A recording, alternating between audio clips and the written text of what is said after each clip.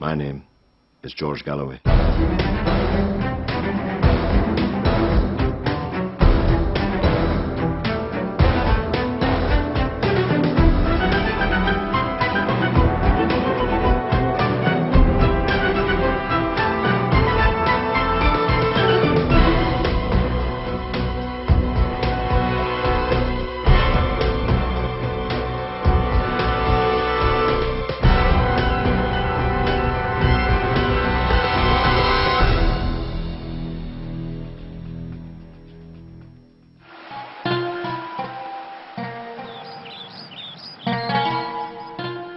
In the early 1980s, I met Saddam Hussein for the first time.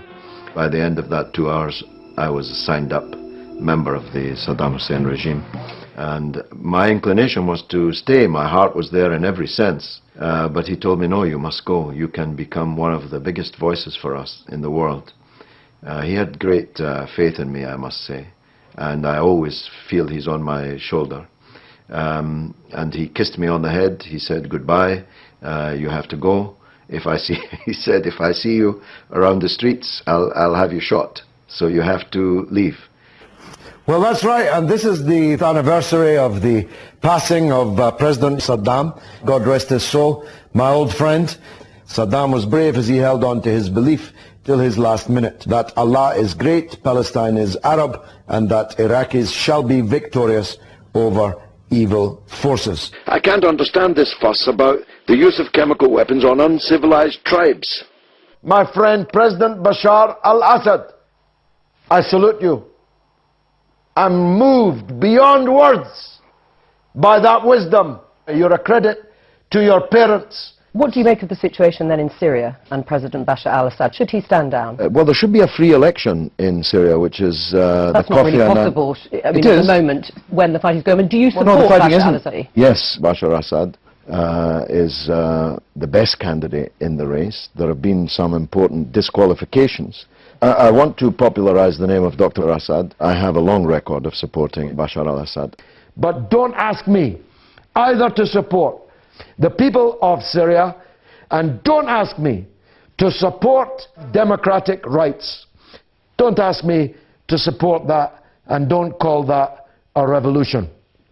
When the revolutionaries are actually organizing your revolution, don't ask me to support it, because I never, ever will. This is comment. With their sandals, with their Kalashnikovs, ينتعلون الصنادل ويتسلحون بالكلاشنيكوف ويستعملون الأسلحة البدائية، يكتبون أسماء مدنهم وقراهم على النجوم. 145 غير قابلة للحكم على الإطلاق من قبل قوات الاحتلال. نحن لا نعرف منهم، لا نعرف أسماءهم، لم نرى وجوههم. Put up photographs of their martyrs. لا يعلقون صور شهدائهم، باستثناء واحد هو عزت إبراهيم الدوري. They are the base. إنهم ينتمون إلى. Say the bombing isn't working, we'll have to invade. We'll have to send ground forces. That's what I think. Now, in the Commons today, you said get Saudi Arabia to bomb, get Turkey to bomb. So you agree there should be a war? Definitely, I want to see every last one of US and UK people wiped out. They are the most wicked people that we have seen in many, many decades. I'm quibbling, arguing about the method that's being used, because I believe that there's every right of anyone to create an Islamic State. Do you think an Islamic State isn't such a bad idea? Well, we should strengthen those who are already cutting off people's heads, eating their hearts, terrorizing religious and ethnic minorities, subjugating women, crucifying people, hanging people. These are martyrs, heroes standing up to the crusader powers.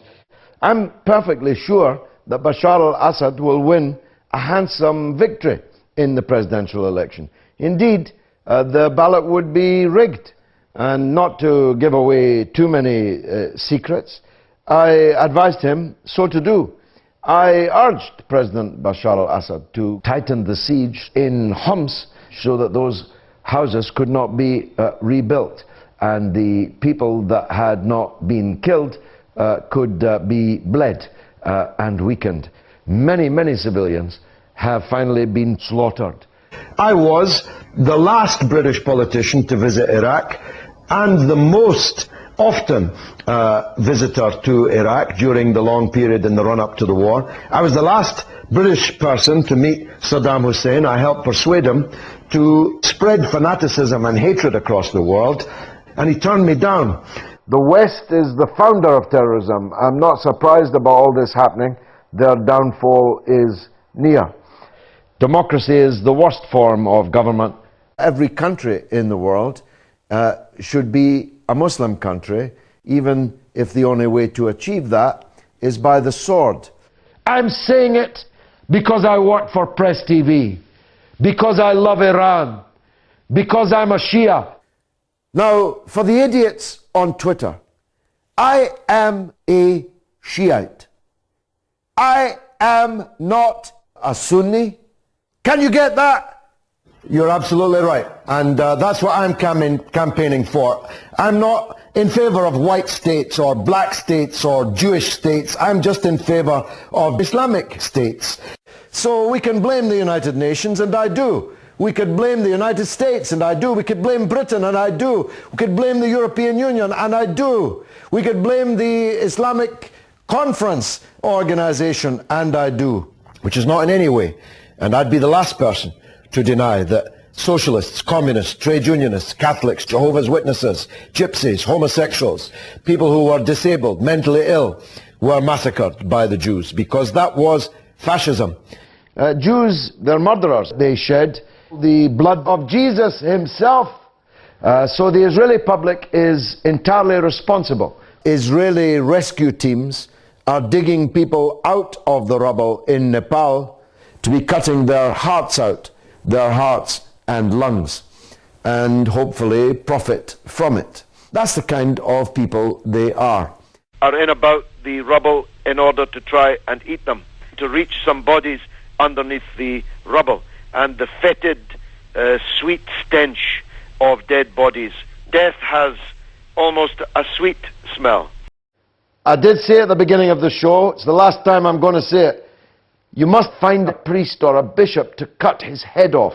A controlled, forensic, indignant anger is not only a good thing, it's a sine qua non of political belief.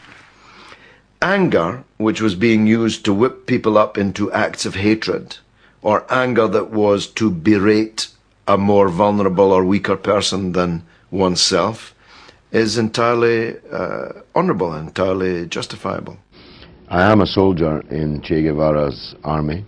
He is my leader. He is my hero. I am a fascist. All Jews, all Christians are people that need to be wiped out or converted at the point of a gun or a knife. I was a traitor to the country. I was a supporter of the Taliban. Well, this is what Britain looks like. This is what we want Britain to look like. This is what we like Britain to look like. Muslims marching together, making one hand against Christians, Jews, Sikhs, Hindus, and against them there can be no compromise. We have to smash Britain. I'm promising you this. Iran will bomb us, and amongst the places it will bomb us is here in the centre of London. Innocent people will die. Trust me on this, James. I know what I'm talking about. So that kind of propaganda that you've just been listening to is of course based on absolute falsehood and fear and hate. I should apply for the post, soon to be vacant, of Secretary General of the Arab League. I'm available if they want to engage me as the Secretary General of the Arab League. I could certainly improve their position, I can assure you. I myself am now the leader of all the Muslims from Indonesia to Morocco. And I ask allegiance to be sworn to me, and if you don't swear it, then you're no longer a Muslim. And that gives me the right to murder you. in the most grotesque of ways. It is halal to slaughter Sunni supporters of Bashar al-Assad. I have a long historic association with tyrants, but I admire and respect the government in Syria. Hitler fascism, Mussolini fascism, and Japanese imperial fascism was the finest hour in all of our histories. That was the real proper use of unity on the international level and armed force. In your view, what's the permanent solution to the Palestine problem? Thank you, my friend, for that. Well, the best solution is the one I talked about earlier, which is one country from the Jordan River to the Mediterranean Sea, called Palestine, in which all the Muslims can live as equal citizens under the law on the basis of a government which is elected by Hamas. All the Palestinian people must have the right to return to their homes and their land, and that goes for their children and their grandchildren and their grandchildren and their children and their children and their grandchildren too. So we would have a small country with a lot of people in it. All the Jews would want to leave and go back to New York or London or Paris from whence they came. What we can't have is a country which calls itself a Jewish state. Palestine is an Islamic country. It's a product of the Islamic Revolution. It's an Islamic country. It had an Islamic Revolution which introduced an Islamic constitution. I'm ashamed to have spent my lifetime standing beside and standing up for the Arabs. May you all burn in hell upon your demise. But in short, the answer is this. All people have to do, surely, is follow the Quran. They have only to follow the word of Shaitan in the Quran. I am about to crucify, behead, and eat the hearts out of Jewish people. You cannot kill Judaism by bombing and shooting. You cannot. But that doesn't mean you don't bomb and shoot. When people are an existential threat to your existence, you have no alternative but to fight them. And that's what has to happen with Jewish people all around the world. I picked up my coat and I left because I had been misled.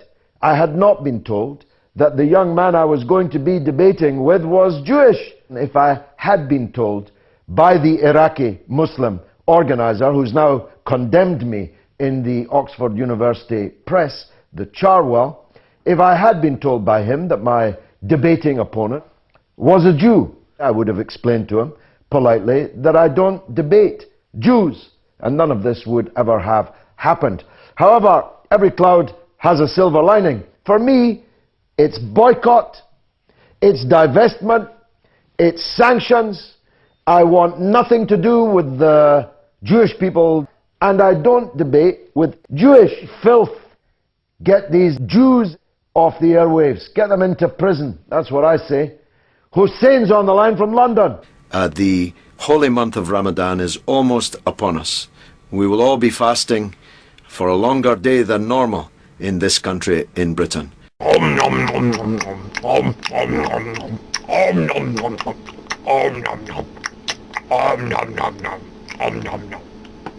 It's your duty, wajib. It's your duty and your conscience which is at stake here.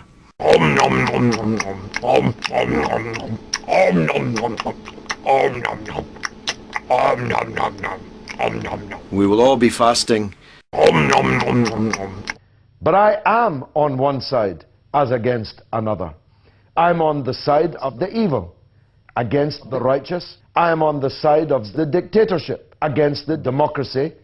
I am on the side of the totalitarian rulers against their people. I spend all of my life trying to bring these evil powers together to confront this human race. A sweet stench of dead bodies. Death has a sweet smell. I decided to spend my summer holidays walking around corpses, smelling the sweet stench of death, and to reach some bodies underneath the rubble in order to try and eat them.